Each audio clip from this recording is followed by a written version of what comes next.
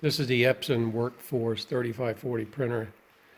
It stopped printing correctly. It started making noises, kept getting 0xF0 or 0xEA errors, and started making noise. So I checked for paper jams, blah, blah, blah.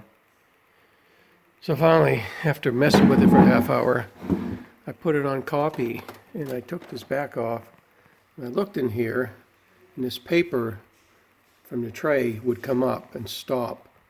So to me, that meant the tray and the mechanisms are working. And then I'm like, well, why is it stopping? Well, that little wheel in here was turning, and that's supposed to engage this back contraption here. And that feeds the paper up into the rest of the printer. Well, then I looked over here, and that wheel in there hits this wheel I took off, which hits this wheel and gears onto this wheel. Well, when I spun this wheel, this one wasn't turning, and I realized this pin had broken off. So how am I going to try to fix this? Well, I have super glued this, and this is going to go back on here, and then this wheel will go back on here. They just lay in here. This one actually screws in, and hopefully that super glue will hold. If not, what I'm going to do is I'm going to take that little nub off, and I'm going to get a screw, and I'm trying to screw it right into the plastic, just enough. Just has to hold it and center the other gear. Doesn't keep the gear from coming off. This front gear will keep it from coming off. So let's see if the super glue holds. Okay, this goes on here. See, they turn in unison. That wasn't happening. And then this inside gear here will come in here and turn this one.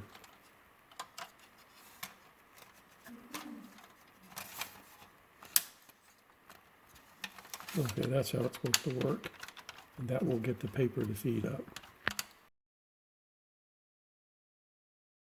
Okay, let's test it. We'll do one double-sided page.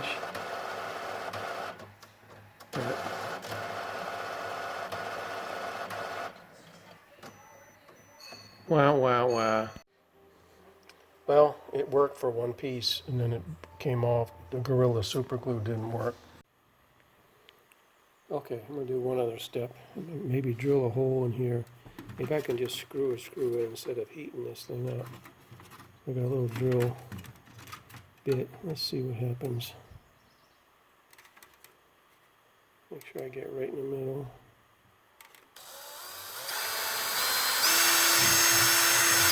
Okay, that went through nicely. Let me go see if I have a screw.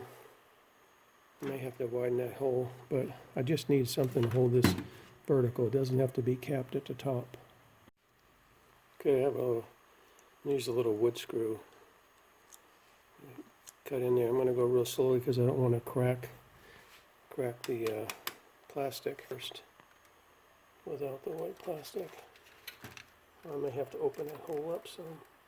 Oh, there we go. Now it's biting. Okay, back it out. See how far it went in there. You can see it's coming through. You can see that coming through right in the corner here. But that should be okay. Let me pull that out.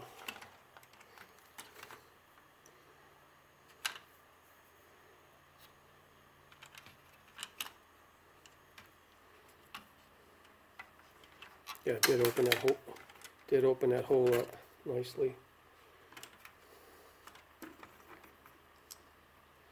I don't think there's a top and bottom to this. The dimensions look pretty the same. I don't see anything written on there.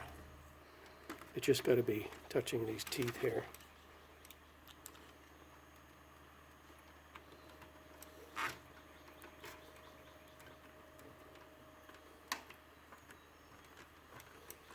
Ooh.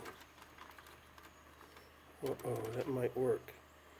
And this bottom set of teeth is have to engage here.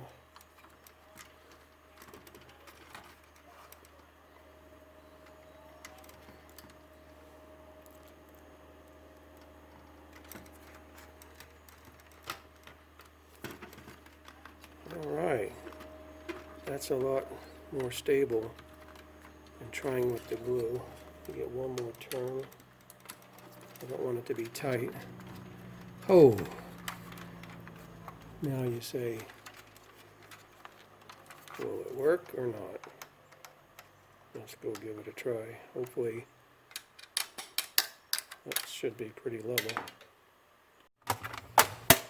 Okay, this goes in the back. You push these, and sometimes I get overzealous and slam that in there, and maybe that's why that broke off. But let's see what happens. Let's give it a try. Let's see if we can get a double-sided print here.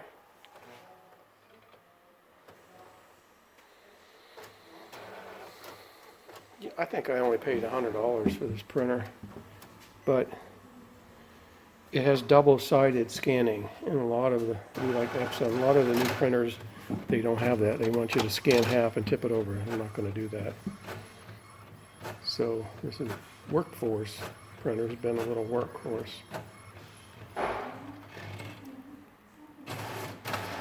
Okay, that little mechanism in the back pulls the paper in and out.